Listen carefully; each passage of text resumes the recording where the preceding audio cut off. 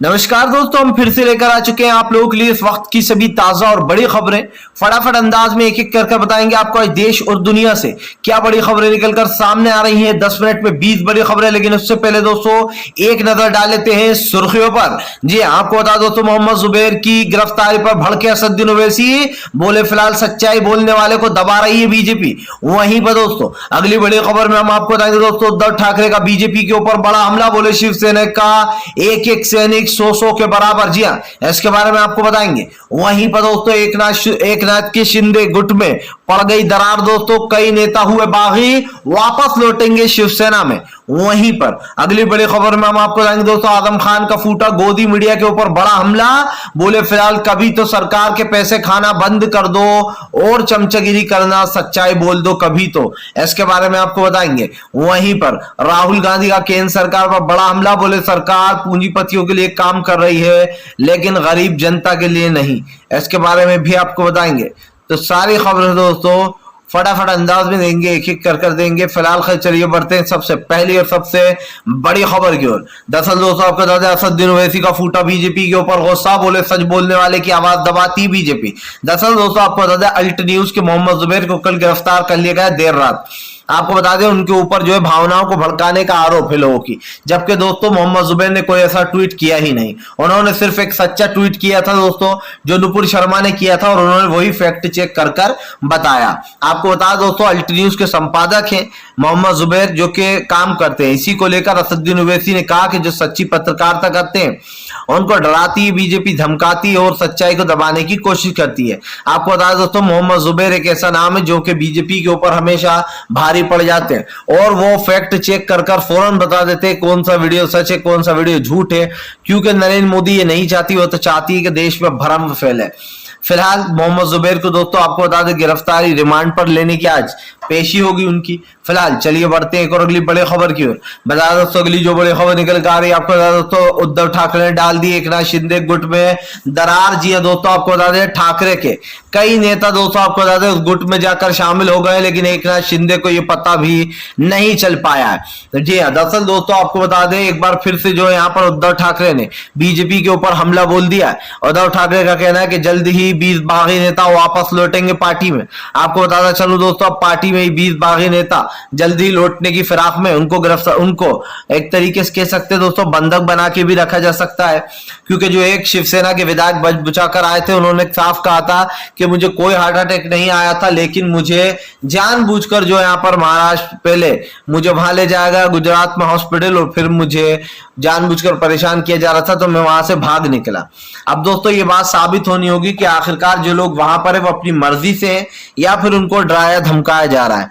चलिए बढ़ते हैं एक और अगली बिग ब्रेकिंग की तरफ। बता दोस्तों अगली जो बड़ी खबर निकल कर आ रही है, आपको बता दें, प्रधानमंत्री नरेंद्र मोदी को लगा बड़ा झटका। यशवंत सिन्हा बोले मैं जीतूंगा और मैं राष्ट्रपति चुनाव जीत कर ही रहूंगा। आपको बता दोस्तों, यशवंत सिन्हा ने ऐलान कर दिया कि वो राष्ट्रपति चुनाव जीतेंगे, खुद के लिए नहीं बल्कि देश के लिए। जी हाँ, यशवंत सिन्हा का कहना है कि आज देश में लगातार जिस तरीके का हालात बन रहा है, खास करके इमरजेंसी हालात जो बन रहा है, और उसको लेकर संज्ञान में ले लिया। यशवंत सिन्हा का कहना है कि वो जरूर राष्ट्रपति चुनाव जीतेंगे और देश की जनता करेंगे। उनका कहना है कि देश को बचाने के लिए यह मेरा पहला कदम है, और पहला कदम ही दोस्तों बहुत बढ़िया रखा है यशवंत सिन्हा जी ने। अब ये देखना होगा दोस्तों कि यशवंत सिन्हा जो है वो बीजेपी पर भारी पड़ेंगे कितने, क्योंकि यशवंत सिन्हा एक पुराने नेता है दोस्तों, जो कि अटल बिहारी वाजपेयी साहब के समय के हैं।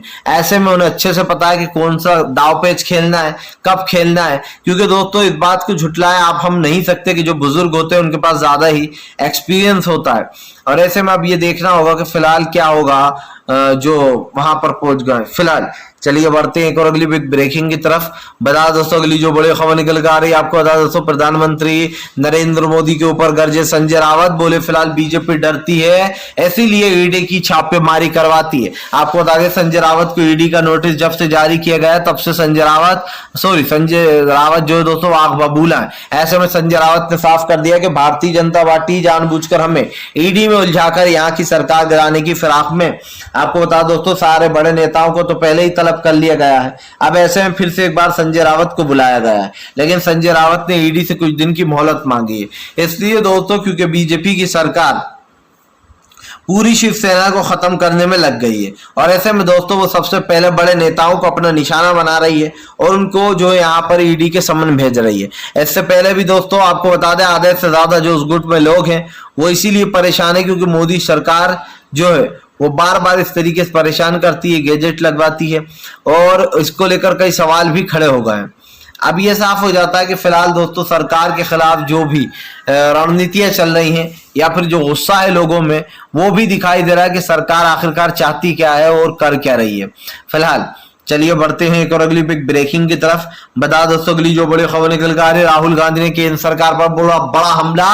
बोले भारतीय जनता पार्टी सरकार गिराकर सरकार बनाती, जी नौजवानों का भविष्य खराब करती है, पूंजीपतियों को और बड़े बड़े प्रोजेक्ट देती है। दरअसल दोस्तों राहुल गांधी ने एक बार फिर से केंद्र सरकार पर निशाना साध दिया। राहुल गांधी ने भारतीय जनता पार्टी के ऊपर हमला बोलते हुए कहा कि ये केंद्र सरकार ना गरीबों की है और ना ही लाचारों की, दरअसल ये सरकार तो सिर्फ पूंजीपतियों की सरकार है। आप समझिए दोस्तों, उन लोगों का फायदा कराया जा रहा है। ऐसे में सीधा सीधा ये मतलब निकल कर सामने आता है कि जो आम जनता आज देश में दोस्तों परेशान है, उसके लिए सरकार ने क्या किया, लेकिन सरकार के पास इस बात का कोई तर्क ही नहीं है। इसी को लेकर कहीं ना कहीं बहस छिड़ गई है। राहुल ने कहा कि प्रधानमंत्री नरेंद्र मोदी देश के युवाओं को नौकरियां नहीं बल्कि उनको परेशान करने का काम कर रहे हैं। और ये इसलिए भी दोस्तों क्योंकि आप खुद समझ लीजिए कि 4 साल में कुछ होने वाला है नहीं।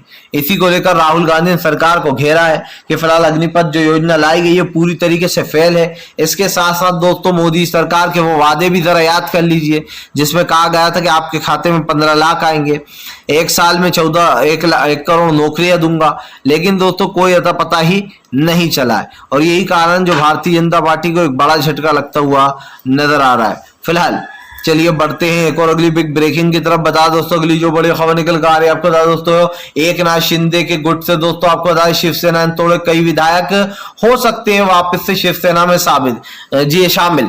दरअसल दोस्तों आपको ज्यादा बताया जा रहा है एकनाथ शिंदे गुट से उद्धव ठाकरे ने कई नेताओं को अपने संपर्क में कर लिया।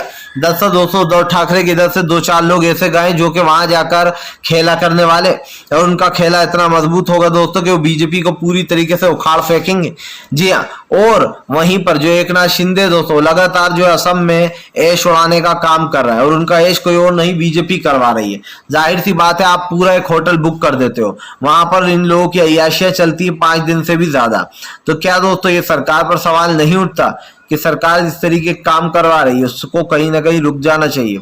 और ये साफ है कि सरकारें गिराकर जो सरकार बनाई जा रही है दोस्तों उसके ऊपर भी सवाल उठ रहे हैं कि आप पीछे से रहकर खेल खेलते हो और जब खेल सक्सेसफुल हो जाता है तो आप कहते हो जनता का जनादेश था, फेल हो जाता है तो कह देते हो हम तो थे ही नहीं। इसीलिए अभी तक दोस्तों ये दोनों पीछे, मोदी और शाह। फिलहाल चलिए बढ़ते हैं एक और अगली बिग ब्रेकिंग की तरफ। बता दोस्तों पैगंबर मोहम्मद साहब के बारे में टिप्पणी करना नुपुर को पड़ा भारी, खारी देशों का गुस्सा नहीं हो रहा है शांत, नुपुर के ऊपर कार्रवाई की कर रहा है मांग।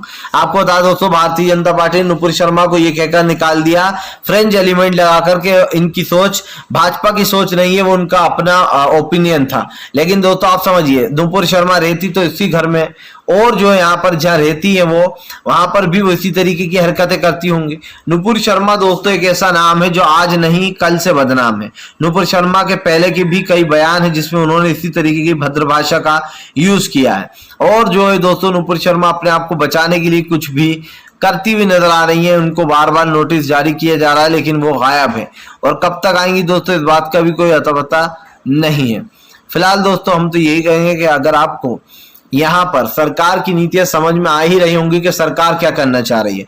फिलहाल चलिए बढ़ते हैं एक और अगली बिग ब्रेकिंग की तरफ। बता दोस्तों एक बार फिर से बड़ा कुछ है सचिन पायलट बोले फिलहाल पहले भी अशोक गहलोत जी ने मुझे निकम्मा कहा था। आपको बता दोस्तों अशोक गहलोत ने बीजेपी के उस नेता के बयान पर तंज कसा है जहां पर बीजेपी का नेता खुद ही कह रहा है दोस्तों कि सचिन पायलट ने अगर पूरा काम कर दिया होता तो आज राजस्थान में हमारी सरकार होती सिंधिया की तरह। आपको बता दो दोस्तों सचिन पायलट एक बेईमान इंसान है, उनको ये बात भूलना नहीं चाहिए कि उन्होंने कांग्रेस के साथ धोखेबाजी दगाबाजी की थी। उन्होंने बीजेपी के साथ पूरा गुट बना लिया था, पूरी डील कर ली थी कि हम सरकार गिराकर रहेंगे।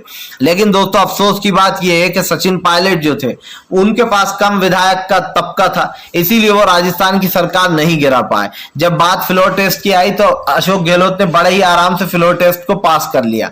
यहाँ पर 2 सवाल दोस्तों, पहला तो ये कि सचिन पायलट पर अब कांग्रेस को उतना भरोसा नहीं है। नहीं है। दूसरा ये कि सचिन पायलट दोस्तों फिर से कभी भी फिर से एक बार डसेगा कांग्रेस को। इससे अच्छा ये है कि सचिन पायलट को बाहर का रास्ता दिखा दिया जाए या फिर सचिन पायलट को कोई अहम पद ना दिया जाए जिसका वो दुरुपयोग कर कर विधायकों को ले उड़े। मैंने पहले भी कहा दोस्तों कि राजस्थान की सरकार गिराने की कोशिश की जाती है, ऐसे पहले भी की गई थी और फिर से एक बार हो सकती है। फिलहाल अगर आपको हमारा वीडियो अच्छा लगे तो लाइक करें, चैनल पर पहली बार आए सब्सक्राइब जरूर करें। इस तरीके की अमेजिंग